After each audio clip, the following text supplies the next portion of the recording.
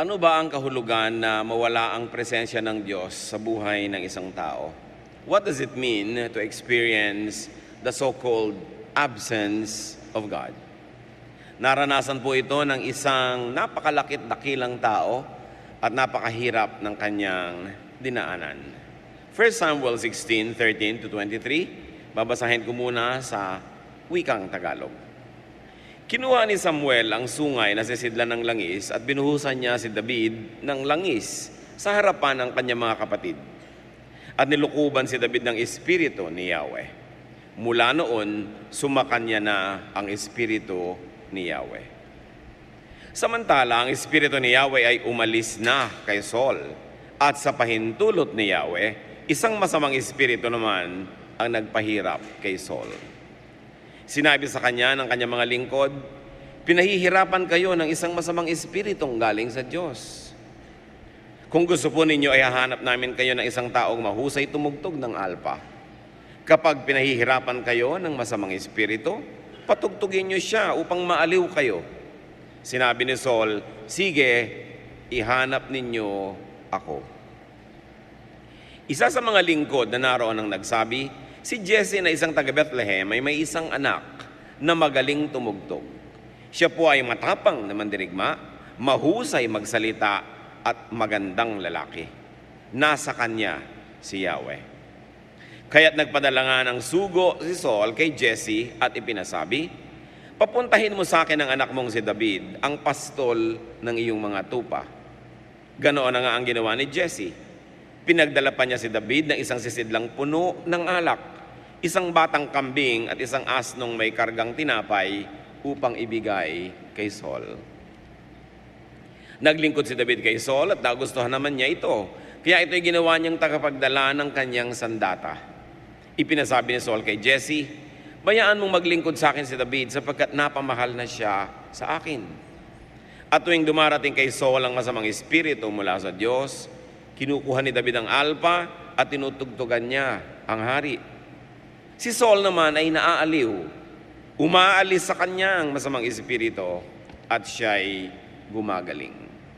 At nawa pagpalain tayo ng Panginoon, maunawa natin ang mga dahilan ng pag-alis at pagdating ng espiritu ng Diyos at ang pag-alis naman at pamumugad ng mga masamang espiritu sa puso ng isang tao. So what about the so-called presence of God? Of course, we believe that God is omnipresent, that He is everywhere, every time. So by presence here, we mean God's delighted and delightful presence. Lagi naman talaga nandun ang Diyos, pero ang nawawala ay yung kanyang kaluguran, yung nakalulugod, nakapagpapalakas, nakapagpapagaling na presensya niya, nawawala yon, pero yung kanyang minimum presence is always there. 1 Samuel 16:13, iisa-isahin naman natin ngayon yung binasa natin kanina. Samuel poured the oil on David's head while his brothers watched. At that moment, the Spirit of the Lord took control of David and stayed with him from then on. Siyempre, lagi namang nandun ang Diyos, pero nagkaroon ng especially powerful presence, so-called anointing, kay David, mula nung siya ay hinirang na ng propeta na kasihan ng Espiritu ng Diyos. Ano ba higit na mas malawak na background ng kwentong ito? Ano ba ang mga pinagmula ng mga pinag-uusapan natin? Una, si Saul ay hinirang na maging hari ng Israel. Subalit sa maraming naganap sa kanyang buhay, nawala ang pabor ng Diyos sa kanya. At ang pabor na ito nalipat kay David. Bagamat si Saul ang nakaupo pang hari, at si David naman ay hindi pa kilala ng maraming tao, nagkaroon na ng pagpapala ng Diyos si David at hinahanda dito sa ganitong uri ng trabaho na maging hari ng Israel. Naging very insecure si Saul, naging palabintang, magagalitin, naging malupit sa ilang mga tao, na puno ng mga pagseselos, lalong-lalo later on kay David. Nung si David ay naging matagumpay na mandirigma, ay maraming beses na pinagtangkaan ni Saul na patayin si David. Lalo na nung nahulog pa ang loob ng kanyang mga anak kay David na parang naaagaw na sa kanya ang lahat-lahat, lalong sumidhi ang panibugho niya kay David. At habang nangyayari yon, lalo namang nawawala ang kaluguran ng Diyos sa kanya at lalo naman siyang nakakaya tuloy na guluhin ng masamang espiritu. So let's talk about God's so-called absence. Because God cannot be really absent, what are we talking about? The withdrawal of God's delight, the withdrawal of God's delighted and delightful presence. Parang may kasama ka ngang asawang naturingan, nandyan pero hindi ka naman kinakausap, hindi ka kinikibo, hindi ka iniestima, yun, nawala yung pabor, nawala yung ganda ng samahan, nawala yung kapangyarihan, pero nandun pa rin naman. Yun ang pinag-uusapan nating absence or presence. 1 Samuel 16, 14 to 15, the Spirit of the Lord had left Saul, and an evil spirit from the Lord was terrifying him. It's an evil spirit from God that's frightening you, Saul's officials told him. Marami pong nahihiwagaan sa mga verses na ito. Paano magagawa ng Diyos na lisanin ng isang puso at padalhan ng masamang espiritu para ito guluhin? Ano ba talaga ang ibig sabihin for God to be absent? The absence of God's Spirit. God's absence produces its reverse, its opposite, its negative counterpart, evil. Hindi ka kailangan talagang padalhan ng masamang espiritu ng Diyos. Talinghagang pananalita lang yun. Pag umalis sa iyo ang Diyos, dahil ikay walang laman at bakante, automatic papasukin ka ng masamang espiritu. Tulad ng iginigiit at itinuturo ni Albert Einstein, sabi naman niya, wala naman daw malamig. There is no such thing. That the absence of heat produces cold.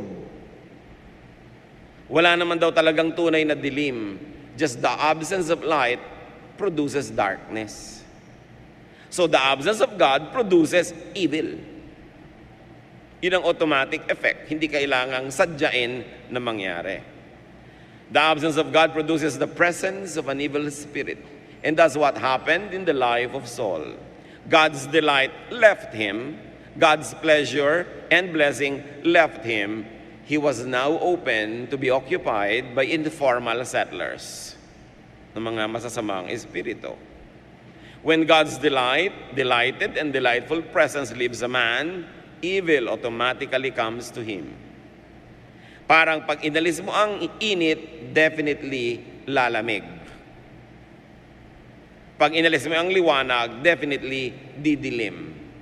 Hindi na kailangan gustuhin ang liwanag na bigyan ka ng dilim. Umalis lang siya, didilim ka na. When a man leaves God's abiding presence, he automatically enters the realm of evil. Mahalaga maintindihan ito. Pag umalis ka sa bakuran ng Diyos, walang neutral ground, papasok ka sa bakuran ng dyablo. Tumawid ka kasi ng bakod eh. Walang neutral area between the two. When you stop being good, you begin to be evil. Kaya huwag papaalisin ng Diyos sa buhay. Kasi pag pinaalis nyo ang Diyos, papasukin kayo ng dyablo. Huwag nyong iiwanan ng Diyos. Kasi pag alis nyo sa Kanya, ang pupuntahan nyo ang bakuran ng dyablo. The absence of God brings in the presence of evil. That's why in the life of Saul, nung umalis sa kanya ang kaluguran at presensya ng Diyos, automatic, pinasok siya ng masamang espiritu. Mahalagang pag-usapan natin ngayon at pag-aralan, paano ba pinapaalis ang Diyos nang kung minsan ay sinasadya at madalas ay hindi mo namamalayang pinapaalis mo pala? Para hindi ka malinlang, because the devil prowls around like a roaring lion looking for someone to deceive and devour. 1 Samuel 16, 16 to 17. Naliligalig ang hari. Ano po ba ang mga sign na ikaw ay ginugulo ng masamang espiritu? Laging mainit ang ulo mo. Lagi kang galit. Lagi kang naninibugho. Naiinggit, paranoid ka, lahat ng interpretation mo sa lahat ng bagay, masama. Hindi ka mapagkatulog, antok na antok ka na, hindi ka makatulog, at minsan natatakot ka pa nga matulog. Dahil mawawalan ka ng kontrol sa iyong buhay. Kung minsan naman, arang haba-habang panahon, di ka dalawin ng antok. At punong-puno ka ng takot, pangamba, nerbiyos. Yan ay mga gawa ng kadiliman na nangyayari sa buhay ng tao. Dapat lang masuri, ano ba ang pinagagagawa natin na umuuwi at humahantong sa ganon? Bakit tayo nagkakaganon? Kaya mahalagang pag-usapan itong nangyari kay Haring Saul. Kitang-kita ng kanyang mga tauhan ang nagaganap sa kanya. Tulad ng, pag may nangyayari na sa atin, sobrang depression, sobrang paranoia, sobrang pagiging obsessed, nagkakaroon tayo ng obsessive-compulsive behavior, unreasonable mood swings, alam ng mga nasa paligid natin na may masamang nangyayari. Kasi madalas sila ang nagiging biktima nito. Lalo't kung ang nagkakaganito ay may kapangyarihan, mas nagagawa niya yung mali. 1 Samuel 16:16-17. Your Majesty, let us go and look for someone who is good at playing the harp. He can play for you whenever the evil spirit from God bothers you, and you will feel better. All right, Saul answered, find me someone who is good at playing the harp and bring him here. Sabi ng mga tauhan niya, Sir, dapat po kayo mag-spa.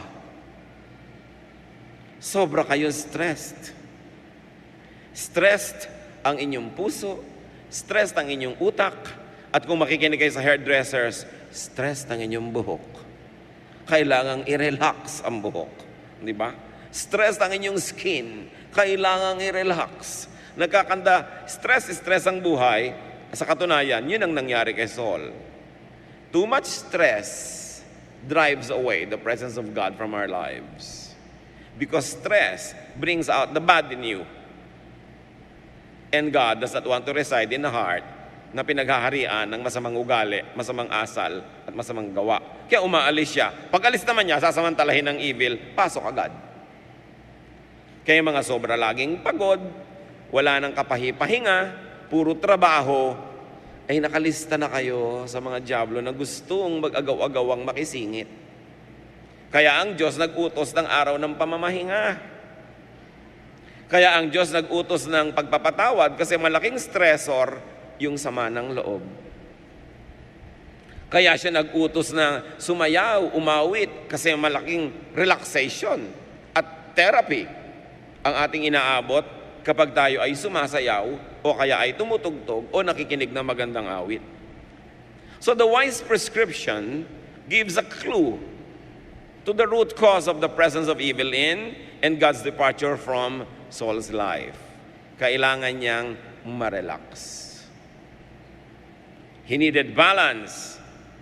And in this case, he needed music because music would rest his senses. Rest will give him peace.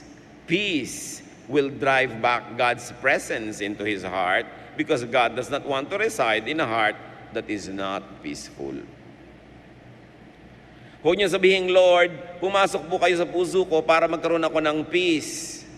Sabi ni Lord, hoy, mag-peace ka muna sa sarili mo bago mo ko yayain. Hindi ako darating at magmamagikan kita para ka magka-peace. Gumawa ka ng paraan para ka magka-peace. At pag peaceful ka na, because I am God of peace, automatically, pupunta ako sa iyo. Pero pag magulo ka, ayoko ng ganyan, because I'm a God of peace, lalayasan kita. Kaya maraming tao, sila ang nagtataboy sa Diyos, hindi lang nila alam. Kasi kung Diyos pala ang pwede magbigay sa iyo ng peace, di kasalanan niya kung hindi ka peaceful. Di ba? Siya palang nagbibigay, ba't di niya ibigay? Hindi.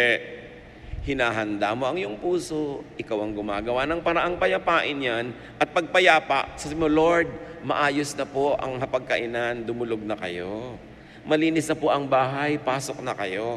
Hindi yung papapasukin mo siya ng ubod ng gulo. Dahil pag magulo, alam nyo, si Satanas ang papasok. Kasi yun ang kanyang element. Trabaho nating patahimikin ang ating loob, papayapain ang ating puso, kalmahin ang ating mga damdamin, at saka tayo mapupuspos ng Espiritu.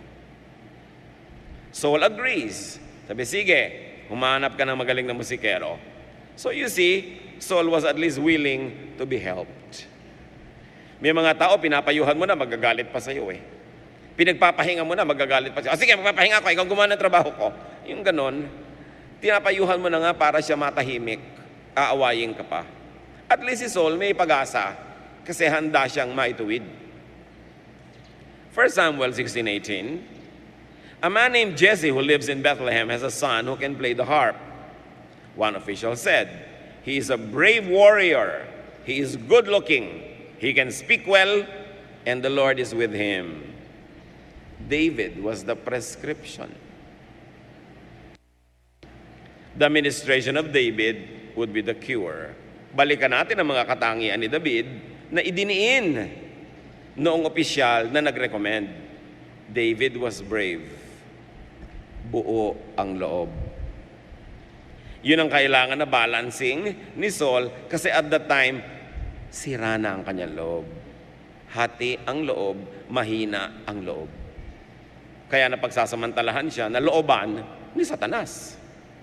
Kasi mahina ang loob.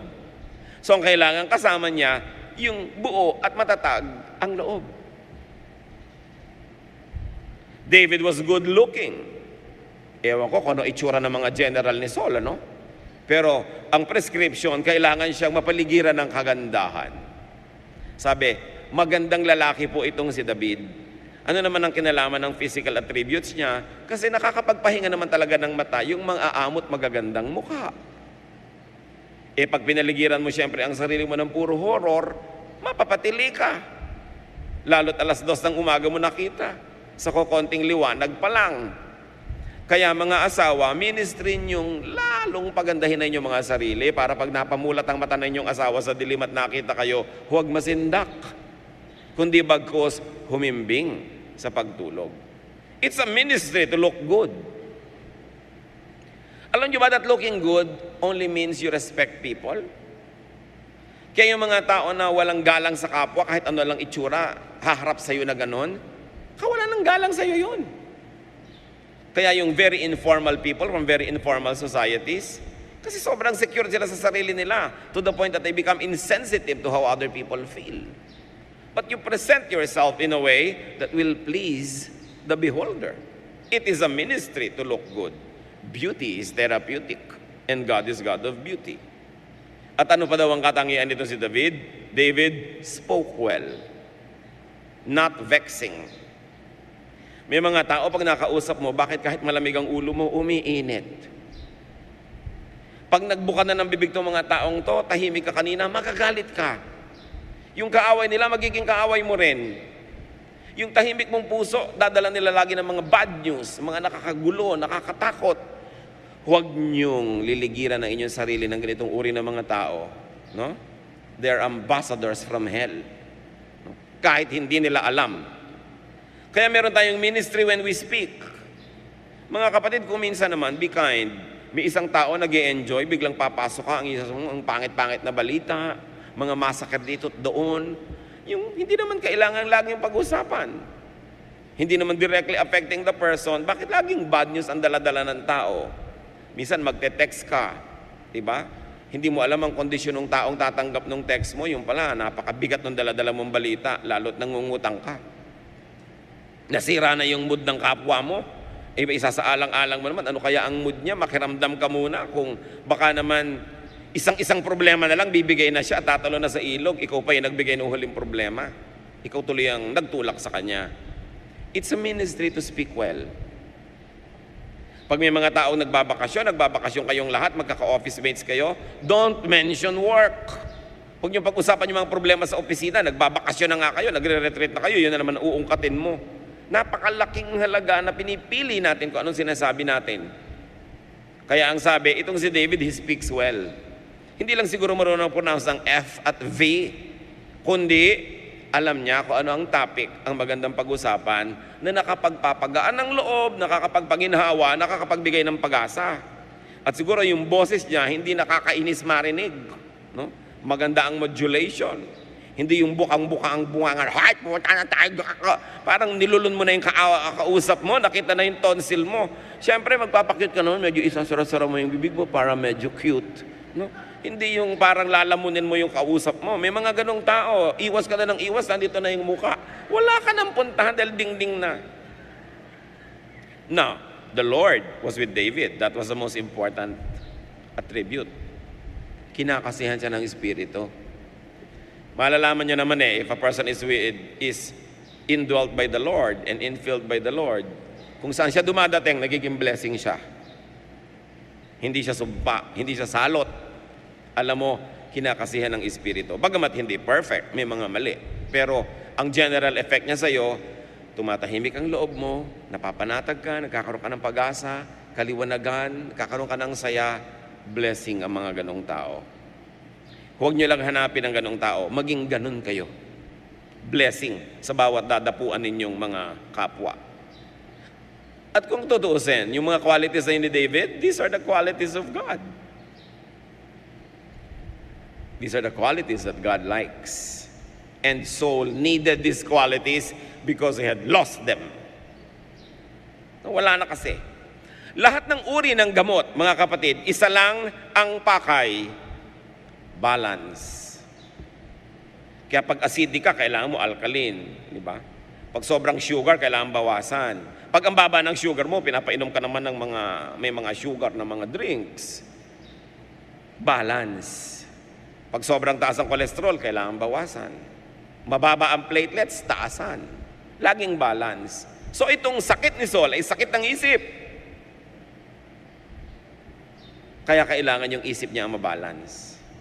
Kailangan maiba ang ihip ng hangin, maiba ang kausap, maiba ang topic, maiba ang marinig. 1 Samuel 16:19-20. Saul sent a message to Jesse. Tell your son David to leave your sheep and come here to me. Jesse loaded a donkey with bread and a goat skin full of wine. Then he told David to take the donkey and a young goat to Saul. Nakikita niyo yung poetic imagery. Nag-aalaga si David ng mga tupa. Ngayon naalagaan niyang hari ng Israel. Yun ang kanyang magiging alaga. Mga tupa. Yun ang kanyang tupa ngayon.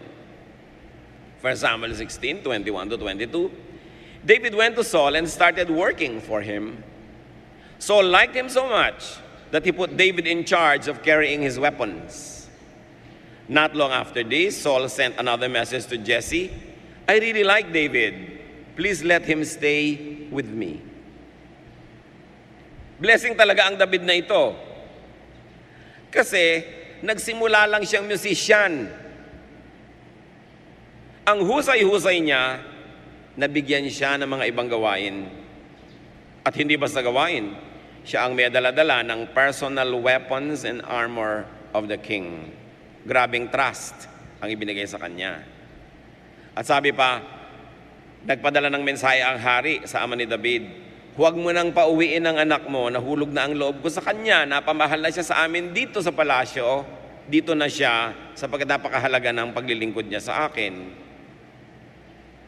Kayo ba, pag nagtatrabaho,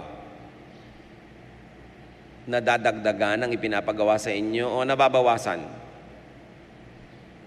Siyempre, yung mga batugan, matutuwa pag binawasan ng assignment sa kanila.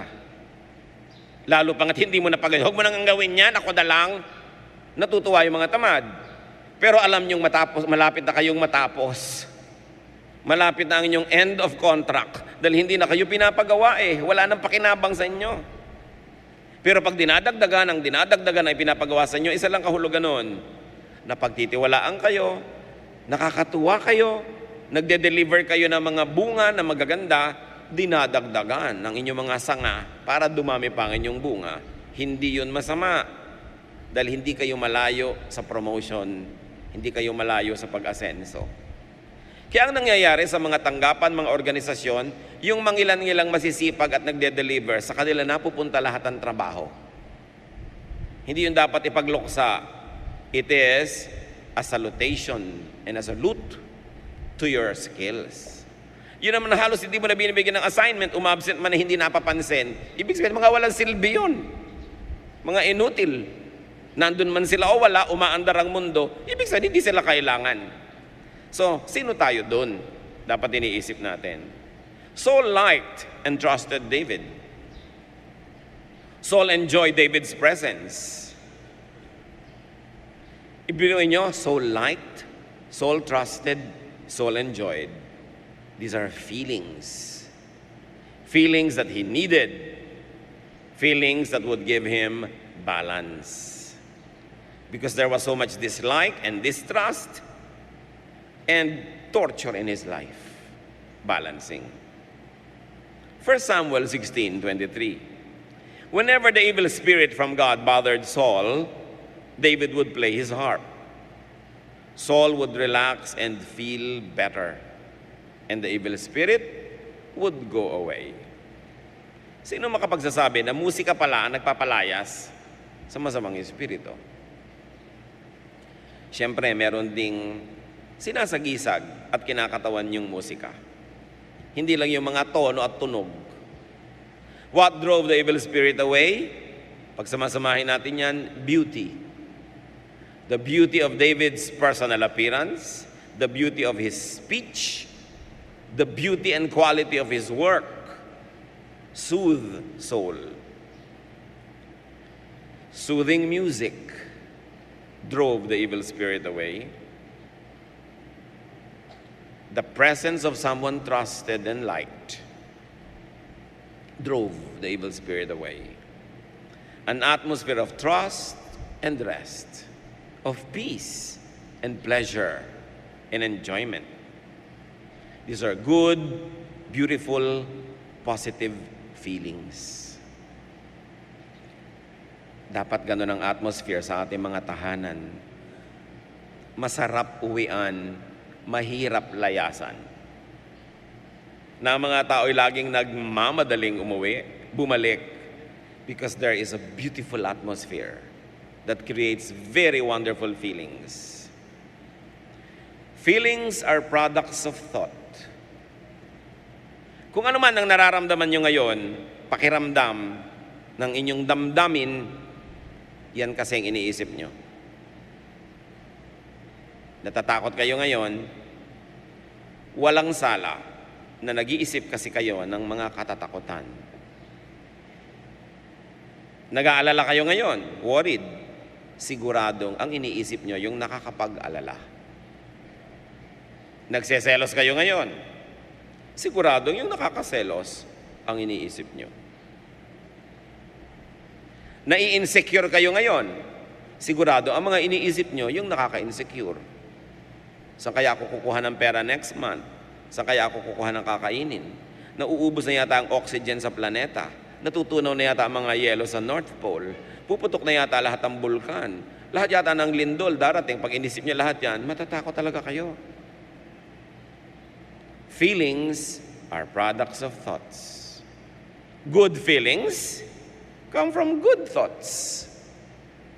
Need I say that bad feelings come from bad thoughts? Think good, feel good. Sabihin nyo sa katabi nyo, dali. Think good, feel good.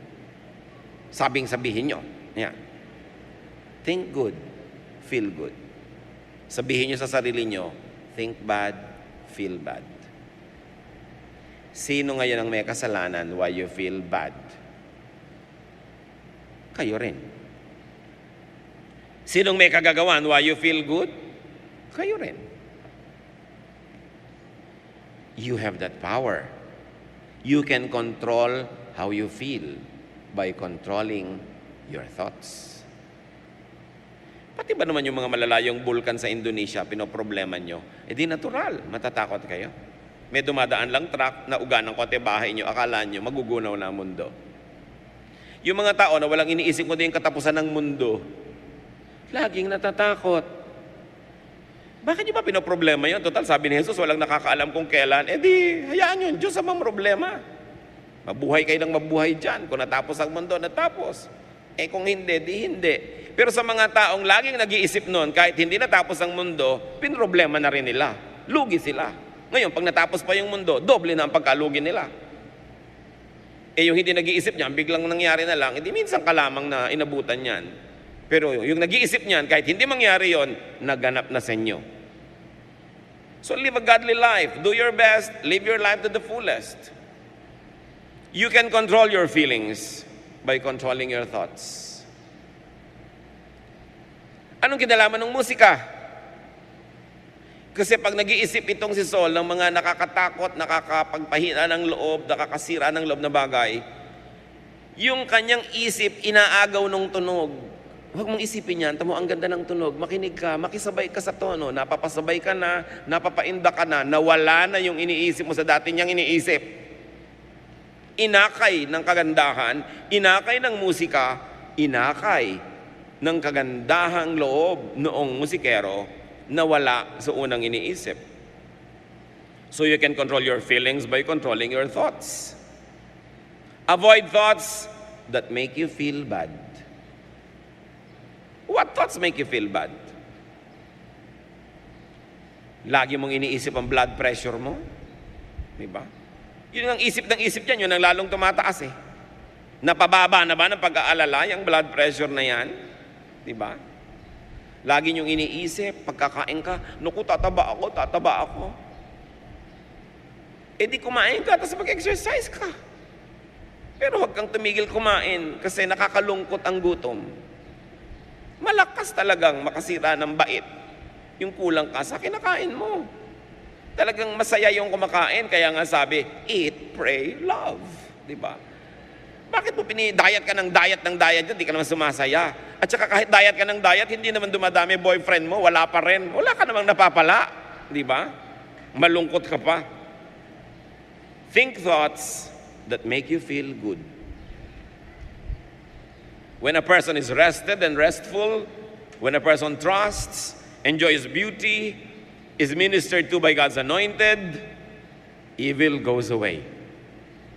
Hindi yung, in the name of Christ, go away from me, Satan. Hindi ka nung lalayasan nung gumagamit ka lang ng incantations ng mga parang magic words.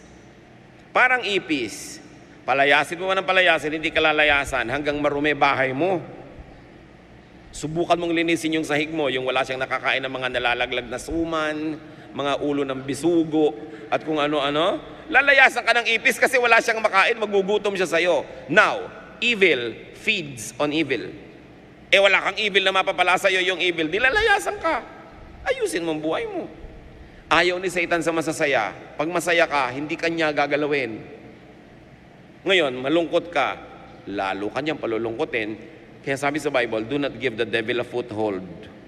Lagyan mo lang ng konting-konting masisingitan yan, papasok na yan. Kaya itinataboy mo yung mga masasamang iniisip, mga malulungkot na iniisip. Pag lumulubog ang araw at nalulungkot ka, di ba? Pumunta ka sa mall kung saan napakaliwanag, hindi mo mapansin na lumulubog ang araw. O kaya humarap ka sa maraming ilaw. Eh ngayon, lumulubog na yung araw, nagtitipid ka pa ng kuryente. Eh nakakalungkot talaga yon. So medyo pag-ipunan mo yan para pagka madilim, magliwanagan mo yung bahay mo. Inalbas, gumawa ka ng paraan. Huwag kang panood ng malulungkot na mga pelikula. Ang panoorin mo ay nakakatawa, nakakasaya. Kasi pag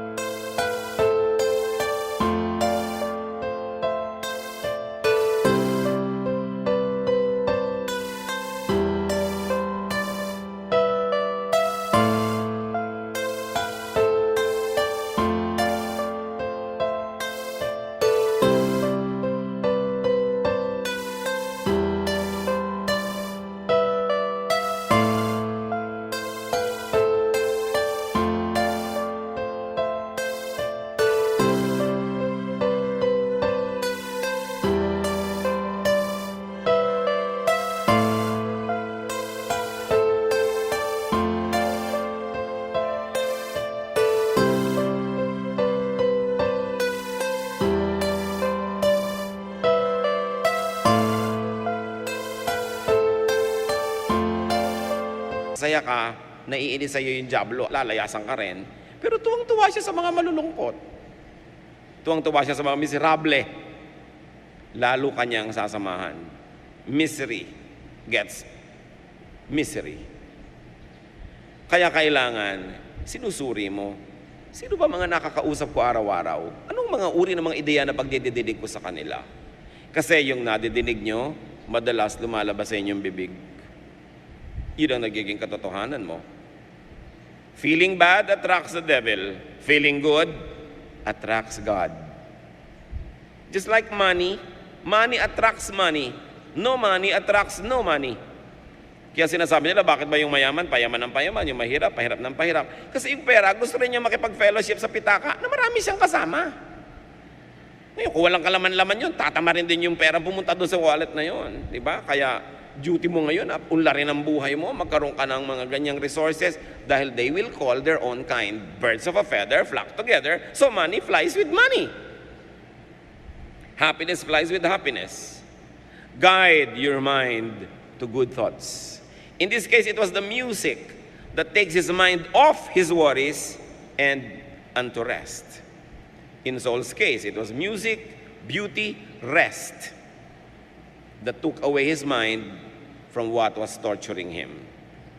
Sa mga panahong ito, there is so much presence and takeover, sometimes called possession by evil spirits.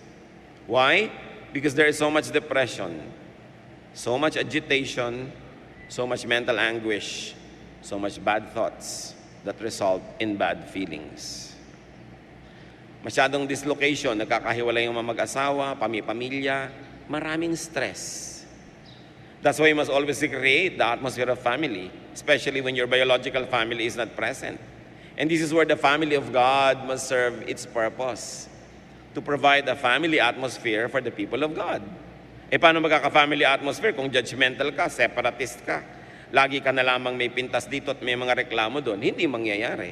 Kaya yung environment mo, ikaw din na lumilikha nun, at kung ano yung nalikha mong environment, yun din ang aanihin mo sa iyong damdamin. So do not drive away God's presence from your heart and from your life by feeling bad. Remember, you can control your feelings by controlling your thoughts. Ano ba kayo? Thoughts lang. Thoughts. No? Control your thoughts. Because yung inisip mo, magiging damdamin mo yun. Mamaya, isipin nyo ang ginaw-ginaw, giginawin kayo. Diba? Pero yung mainit ang init, ang init, ang init. Natural mainit. Pilipinas eh. Diba? So, huwag mo nalang isipin. Paypay ka ng paypay, ang inubos mong calorie, kapapaypay, uminit yung katawan mo, painit ng painit. Kasi paypay ka ng paypay eh.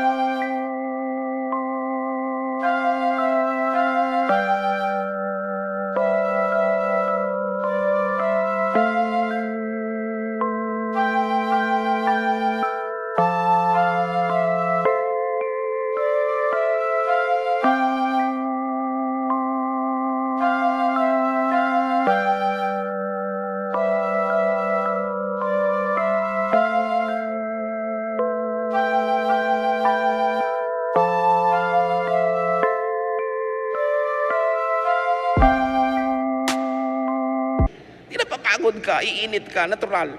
Di ba? Ngayon, banayad lang, pamamaypay. Hindi iinit yung katawan mo. Kasi pag gumagalaw ka, you burn calories, iinit ka. Daig mo pa yung electric fan number 3 kung makapaypay. Lalo kang iinit. Ngayon, kung ayaw mo masira ang pamaypay mo, yung mukha mo nalang iganong-ganon. Tatagal ang abaniko mo. Di ba? So do not invite evil by driving away God from your life. Do not give the devil a foothold.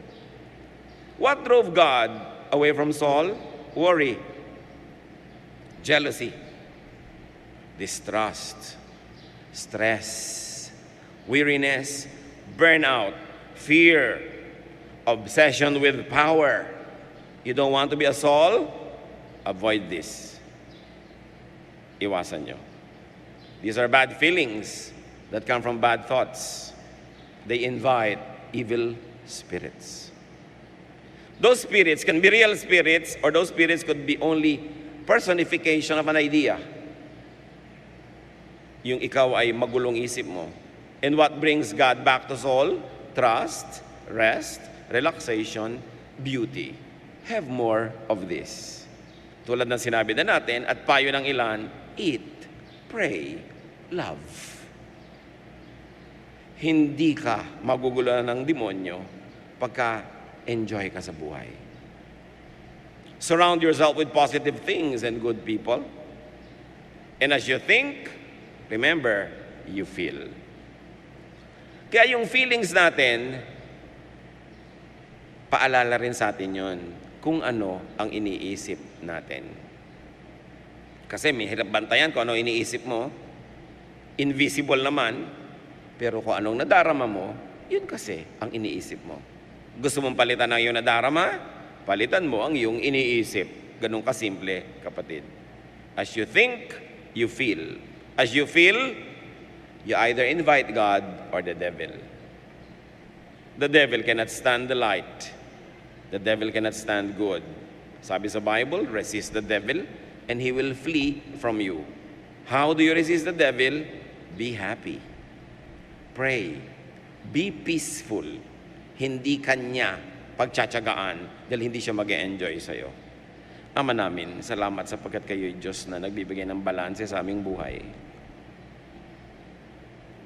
Ituro nyo sa amin kung ano-ano pa ang dapat namin gawin para mawala yung mga iniisip namin na nagbibigay ng mahirap at mabigat na damdamin na siya namang lalong naglulubog sa amin.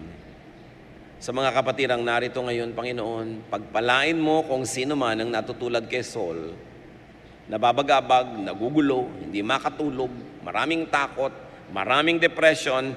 In the name of Jesus, O God, we ask you, give us enlightenment so we can see our participation in our self-destruction.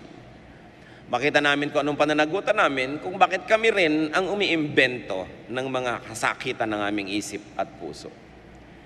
Ibunyag mo sa amin ang mga pandaraya ng kaaway, expose to us, O God, the mechanics and methods of the evil one, so we can avoid the traps.